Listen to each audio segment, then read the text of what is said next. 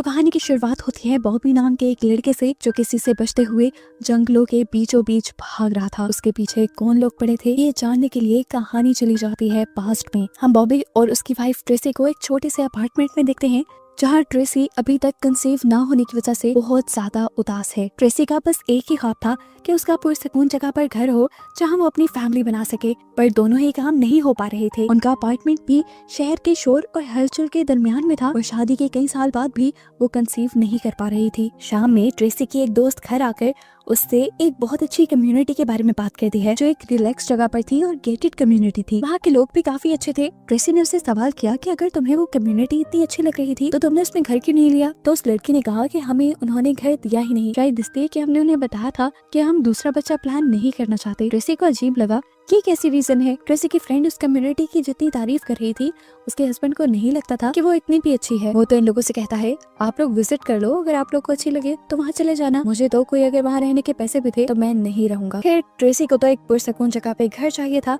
इसलिए अगले ही दिन ये लोग उस कम्युनिटी को चेक करने के लिए चले गए। गेट के पास ये लोग रुके, इन्हें समझ नहीं आई, गेट के पास कोई गार्ड भी नहीं था। गेट कौन खोलता, गेट खुद ब खुद खुल गया और यहाँ पर उन्हें कम्युनिटी की प्रेसिडेंट मिली जिन्होंने उसे कम्युनिटी का एक टूर दिया और कम्युनिटी के बारे में बताना शुरू किया। ट्रेसी और बॉबी ने नोट किया कि यहाँ पर बहुत सारे बच्चे थे और तकरीबन सेम ही एज के। कॉमन बात ये थी कि हर कपल के यहाँ 2 बच्चे थे, जिसका मतलब उसकी फ्रेंड ठीक कह रही थी कि इस कम्युनिटी में रहने के लिए 2 बच्चे प्लान करना जरूरी है। ट्रेसी को इस बात से भी कोई प्रॉब्लम नहीं थी क्योंकि उसे बच्चे पसंद थे। कम्युनिटी प्रेसिडेंट ट्रेसी को बताती है कि इस कम्युनिटी को बनाया गया था फैमिली वैल्यूज को वापस लाने के लिए। ये पूरी कम्युनिटी एक फैमिली की तरह रहती है, यहाँ पर कोई क्राइम नहीं होता बल्कि सब एक दूसरे का ख्याल रखते हैं, बिल्कुल फैमिली की तरह। कम्युनिटी प्रेसिडेंट बताती है कि सभी लोग यहाँ पर इसीलिए आए थे ताकि वो अपने बच्चों को अच्छे माहौल में परवरिश दे सकें और सभी बच्चे यहाँ पर काफी खुश भी थे। ये तो ट्रेसी और बॉबी भी देख चुके थे। अब प्रेसिडेंट उसे यहाँ पे एक बहुत बड़ा बहुत खूबसूरत सा घर दिखाती है जिसे देखकर बॉबी को शक हो जाता है और वो पूछता है कि आखिर इतना बड़ा घर और इतनी अच्छी जगह को छोड़कर क्यों गया। तब प्रेसिडेंट ने कहा कि उनका कोई बिजनेस का इशू था, उन्होंने अपना बिजनेस कहीं शिफ्ट कर लिया था। ये बात भी बॉबी को कहीं हजम नहीं हुई क्योंकि अंदर जाने पर देखा कि घर का सारा सामान भी वहीं था। ट्रेसी तो बहुत ज्यादा खुश हो गई, ऐसा ही तो बड़ा और खूबसूरत सा घर उसे चाहिए था।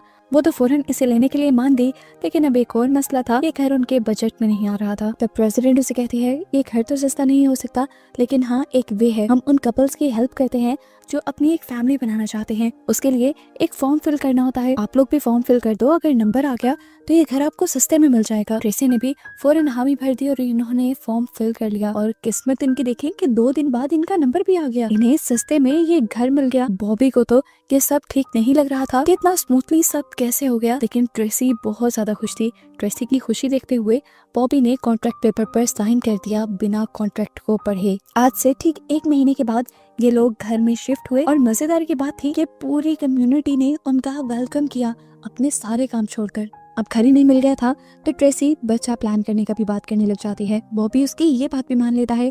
अगले दिन हम देखते हैं कि उनके 2 नेबर्स उनके घर आने की कोशिश करते हैं। बॉबी को ये सब अच्छा नहीं लगता, वो बाहर से ही उन्हें टालने की कोशिश कर रहे थे, लेकिन नेबर्स जबरदस्ती उसके घर आ गए। जिसके बाद दिखाया जाता है कि अगले दिन ट्रेसी यहाँ से शॉपिंग करने के लिए जाती है कम्युनिटी की ही मार्केट में, तो उसे फील होता है कि कम्युनिटी के लोग उस पर नजर रख रहे हैं, लेकिन वो इसे अपना वहम समझकर यहाँ से चली जाती है। थोड़े दिन बाद यहाँ रखी जाती है एक क्रिसमस पार्टी जिसमें सभी कम्युनिटी के लोग थे। इसी क्रिसमस पार्टी के अंदर हम देखते हैं कि एक कपल की लड़ाई हो जाती है आपस में। डेब्रा जो इस कपल में वाइफ थी वो अपने हस्बैंड को एक जोरदार स्लैप कर देती है जिससे वो हस्बैंड गिर जाता है। उस आदमी की एक टांग नहीं थी, वो खुद खड़ा नहीं हो पाया और कोई उसकी मदद के लिए भी नहीं आया। बॉबी को ये बात बहुत अजीब लगी। वो जब उसकी मदद के लिए गया तब आकर बाकी लोगों ने उस आदमी की मदद की और उसे वहाँ से उठा लिया। जिसके बाद दिन यूं ही गुजर गए और एक दिन जॉगिंग करते हुए बॉबी को दोबारा डेब्रा मिली।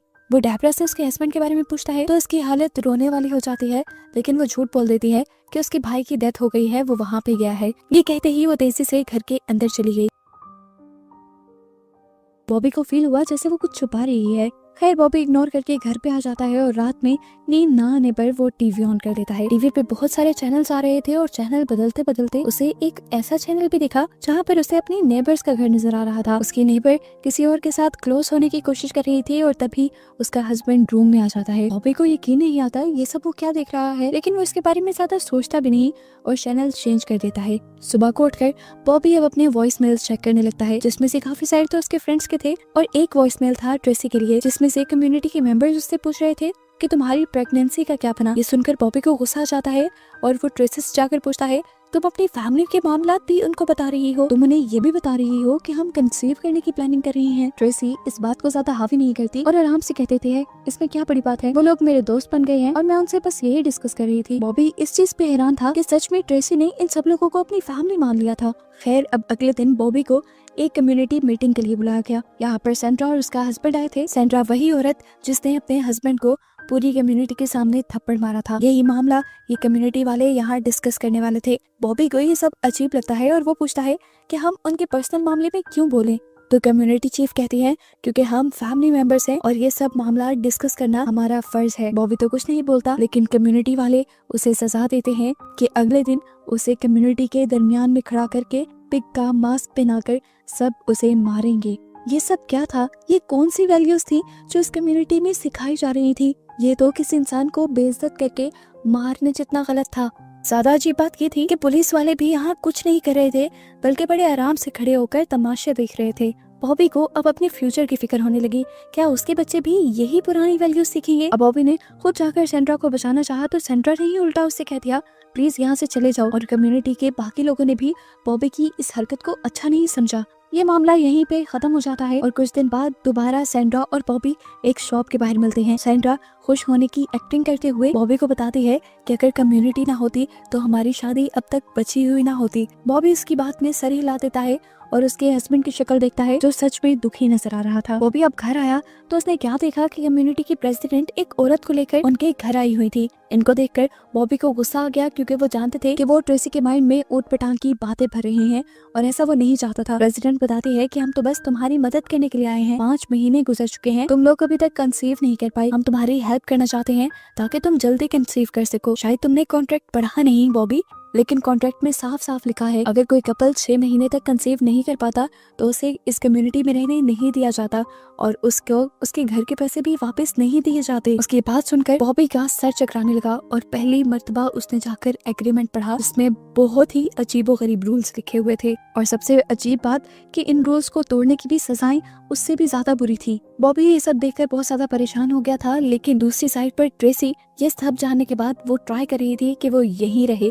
उसे ये कम्युनिटी बहुत ही ज्यादा पसंद आ गई थी। बॉबी उसे समझाता है कि कम्युनिटी वाले हमें कंट्रोल करके रखना चाहते हैं, वो हमारा फ्रीडम हमसे ले रहे हैं, लेकिन ट्रेसी को फिर भी यहीं रहना था। अब बॉबी इस मामले में मदद करने के लिए अपने एक लॉयर फ्रेंड की हेल्प लेता है।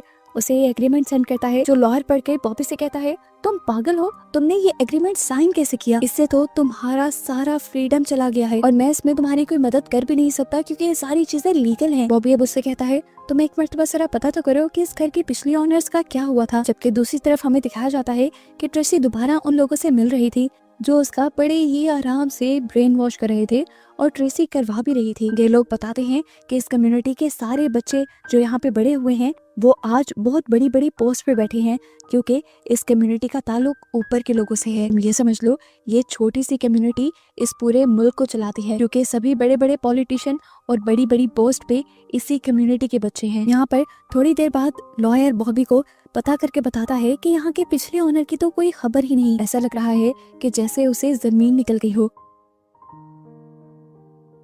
बॉबी को ये सब अजीब लगा। वो अपनी नेबर से यहाँ के पुराने ओनर्स के बारे में पूछने के लिए गया तो उसकी बात सुनकर नेबर भी थोड़ा सा घबरा गई, लेकिन उसने बॉबी को कुछ नहीं बताया।